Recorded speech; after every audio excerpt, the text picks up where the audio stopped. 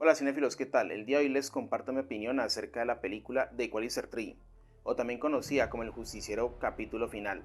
Así que lo más probable es que ya muchos de ustedes a esas alturas la hayan podido disfrutar. Sin embargo, en mi país solo hasta este momento se estrenó, así que espero que me acompañen y sin más, comencemos. En líneas generales, El Justiciero 3 me ha gustado mucho y en gran parte es por la actuación de Denzel Washington, quien para mí es uno de mis actores favoritos, y esto se debe al gran nivel de interpretación que le imprime a sus personajes, por lo que el espectador se le da la facilidad de empatizar con él. Además, su mera presencia ya es un plus para esta trilogía. Bueno, dentro del contexto de la película podemos percibir una mirada más íntima del personaje de Robert McCall, ya que en esta ocasión se enfoca en él y en sus propios intereses y aún más, luego de ser aceptado como verdaderamente es él y de tener una perspectiva distinta después de pasar tiempo relacionándose con los ciudadanos que lo acogieron como uno más, pese a ser un forastero, por lo que en comparación con las dos entregas anteriores tenemos una proporción de carga más dramática. Sin embargo, esto no implica que pierda la esencia en cuanto a la acción se refiere, porque la hay, más mínima eso sí, aunque de igual forma muy bien realizada, además de estar bien distribuidas a lo largo de la cinta, manteniendo así un buen equilibrio. 9 seconds.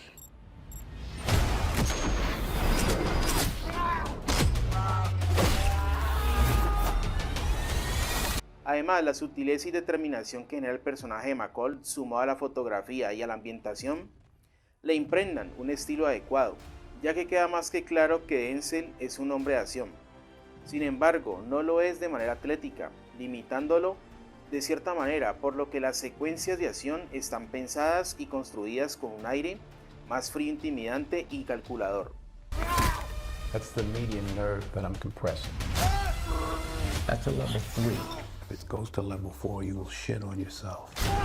En cuanto a la historia, esta es básica y funcional, aunque en parte también es bastante predecible. Los diálogos que posee el guión, principalmente los de Robert McCall, están desarrollados de forma a lo que ya nos tienen acostumbrados, es decir, bastante reflexivos y con profundidad. I understand pain, death. Because of these people, I'm beginning to understand real peace. And I'm starting to believe this is where I'm supposed to be. Otro aspecto es que por momentos el ritmo de la cinta se vuelve lento y esto se debe a la vulnerabilidad que experimenta nuestro protagonista. En consecuencia, se torna alguien más metódico y contemplativo con respecto a lo que va ocurriendo alrededor de él.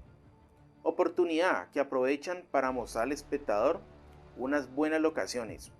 En esta última entrega del Justiciero también tenemos uno de los encuentros más esperados con la participación de Dakota Fanning, desde que compartió créditos con Denzel Washington en Hombre en Llamas.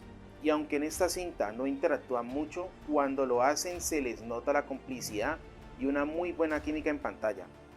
Police found multiple dead bodies on that farm in Sicily. Did you kill him? Do I look like a killer? Por otra parte, es preciso decir que los villanos en esta oportunidad son muy básicos y genéricos, y los demás personajes simplemente están como complemento sin demasiada profundidad. En general, para mí esta última entrega del Justiciero es muy entretenida y disfrutable, aunque obviamente para mí la primera parte es la mejor de las tres. Sin embargo, esta cinta a mi parecer ofrece un final y cierre adecuado para el personaje de Robert McCall. You seem like a man who understands violence.